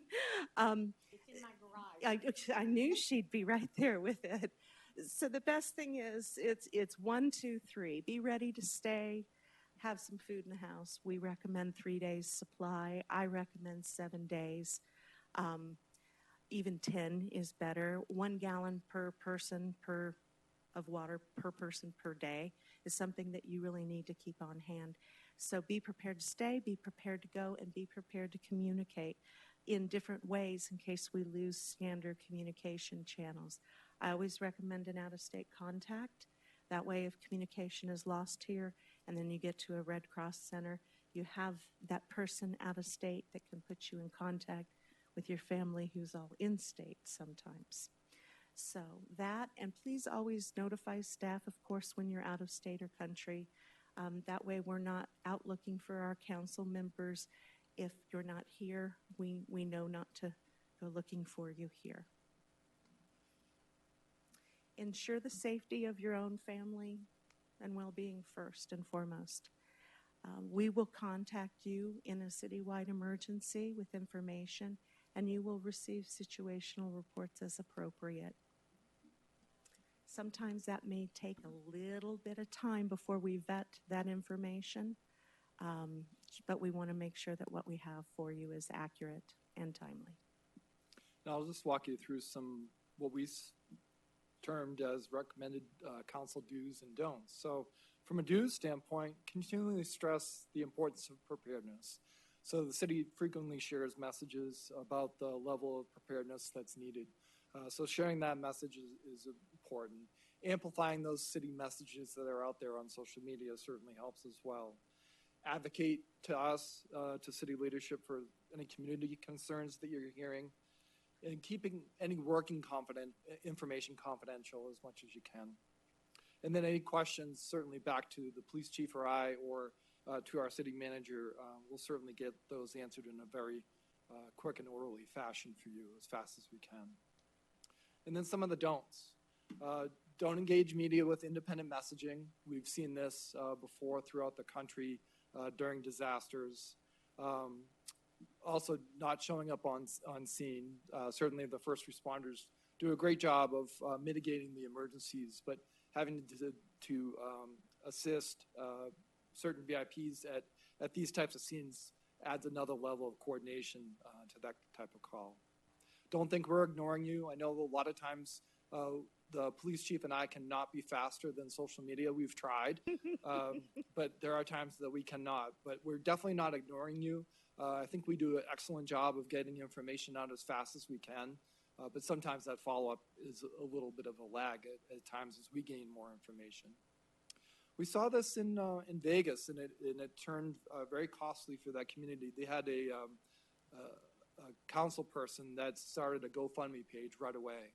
And what happened is once FEMA got involved in that event, they found out that it became more imperative, actually more constrictive to them getting federal funds because they had already opened up a GoFundMe account. So certainly don't encourage that, or don't create one on your own, because that could cause further problems down the road. And then certainly not committing any municipal resources verbally or in writing. Obviously, that would come through the city manager, the police chief, fire chief, or certainly the mayors as well, if we had to open up that policy group. And with that, we'll answer any questions you have. Yes, Molly? I just have one question that you can clarify for us. So when you have your EOC director and you have your PIO, who is the PIO? Is it yours from your fire department or police department, or is it the city PIO? So I'll give you an example. In August, when we did open up the EOC, we actually used the city's PIO. At the time, Shireen was here. And so she was able to assist us immediately with social media support. But as the incident kind of grew a little bit more, we actually brought in our own, both police and fire PIOs to assist us. Lisa Berry actually came into the EOC to assist us. And then we actually had a fire PIO that was staged at Safeway in Estrella Mountain Ranch. So we were able to coordinate through that resource. Typically, we'll use the city PIO to kind of assist us with a larger scale event. On the smaller scales, we tend to use both police and fire PIOs. That's great. I asked that because if we saw on TV that it wasn't Tammy and it was someone else, we would wonder, well, who's doing what? But Right. I know our PIOs for both police and fire are excellent, as well as our city. So that's wonderful. Thank you. Absolutely. Yes. It's all the same message, so Yes. that's what's important. The coordinated message is very important. Yes, yes, and yes. Yes, Sherry? I just want to kind of give you, I guess, Chief Square to compliment and everybody at the city, because after that, those two storms that went through Estrella, they did an excellent job. I understand that afterwards that you guys had resources pre-positioned. You guys were watching the storm, and I don't know if the public knows how much work you put into that. They had stuff up there ready to go. And then after I think the second storm hit and took out all of our power up there, the city did a great job coordinating with APS to get dry ice up there, making sure that there was enough for everybody. So I think it worked well. Hopefully we don't have a lot of disasters, but Yes. hopefully we have no more storms like that for a while, but it was a great job that the city did. Thank you. Any other questions or comments? Thank you so much for the information. It's definitely going to be you. someday. We think it can never happen to us, Just- happen to us. just- And when we see what's going around in the United States, all over, and Europe and Far East, it's devastating. So thank you very much. Thank you. Thank you. All right, before, we're going to go into an executive session, but last week, when I returned a week and a half ago from New Hampshire, I never made an announcement officially to the council for many reasons. But tonight I felt I needed to say something because I think some of the board of Franklin Pierce we're going to be coming this week. If it's not this week, it's next week. They're looking at really settling a little bit more than they are now. So on Saturday, May 18th, I was awarded the honorary Doctor Public Administration degree from Franklin Pierce University at their commencement ceremony in Ringe, New Hampshire. President Kim Mooney and Dr. James Dumont, along with the entire Franklin Pierce University board, have been exceptional partners with Goodyear. And over my weekend stay at Ringe, I believe the partnership has grown even stronger. They are definitely going to be part of our family. I was told the honorary degree was conferred in recognition of my professional accomplishments and service to my community. However, I want to thank everyone for their continuous work in maintaining strong relationships and providing excellent service to our business community. I've always thought we're a team, and I realize the past councils, the past city managers, the past staff, since I've been on the council in 2005, have all contributed to this. So I do feel this is sort of like a team award. They don't give it to a team, they give it to an individual. And they made their choice. And I have to say, we had a wonderful time. It was a very traditional graduation, and it's a wonderful campus, so I hope some of us can all visit someday. So finally, it's an honor to serve as the mayor of Goodyear and have all of you to thank for this humble recognition. Thank you. So now we're going to... You're welcome, Mayor, but we have to say, when I heard you were going to get the award, while I knew they were honoring you, I really felt it was something for the entire city. because they could not give it to all of the city, but they were kind enough to spotlight you, to thank you on behalf of what they're trying to accomplish here. So we're very proud that they did that. We thank them very much, and we're very happy for you, and Well, thank your you. lamp's beautiful. Yes, yes. Well, if you haven't seen it, I received a lamp. I claimed it. It's in the office. So you know that. So thank you very much. Okay, we're going to, this meeting is finished, but we're now going to go in an executive session. So upon roll call vote, we're going to convene into this executive session pursuant to the ARS 38-431.03A3 and 4, discussion and consultation with the city attorney for legal advice and direction for contracts subjects to negotiation, Microsoft Infrastructure Development Agreement. So I'm going to need a motion, a second, to go in executive session. Do I hear a motion? So moved. Second. All right, I hear a motion from Vice Mayor Campbell, a second from Councilman Bazzillo. Roll call vote, please. Vice Mayor Campbell? Aye. Councilmember Pizzillo? Aye. Councilmember Loretano? Aye. Councilmember Stipp? Aye. Councilmember Hampton? Aye. Councilmember Keno? Aye. Mayor Lord? Aye. The motion carries. We'll now go into executive session.